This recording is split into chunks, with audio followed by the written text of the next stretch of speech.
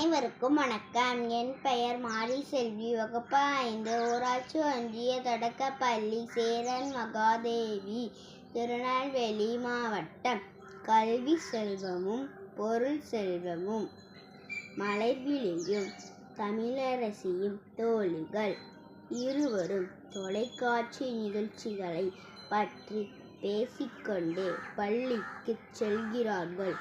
அப்போது தமிழரசி தன் தோழியிடம் நேற்று கல்வி செல்வமும் பொருள் செல்வமும் என்ற தலைப்பில் நடந்த கலந்துரையாடலை கணினியில் பார்த்து கொண்டிருந்தேன் என்று கூறினார். மலர்விழி, அப்படியா தர்ஷினி? தமிழரசி, வா, போய்கொண்டே பேசலாம்.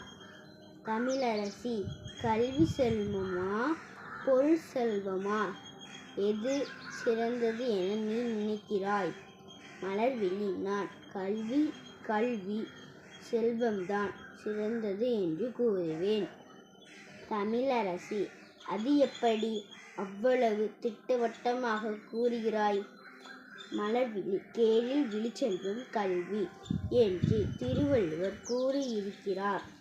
கல்வி கற்காதவர் களரினத்திற்கு ஒப்பாவர் என்று பாரதிதாசன் கூறியிருக்கிறார். தமிழரசி, திருவள்ளுவர் பொருளாதவர்க்கு இவ்வுலகம் இல்லை என்று கூறியிருக்கிறார்.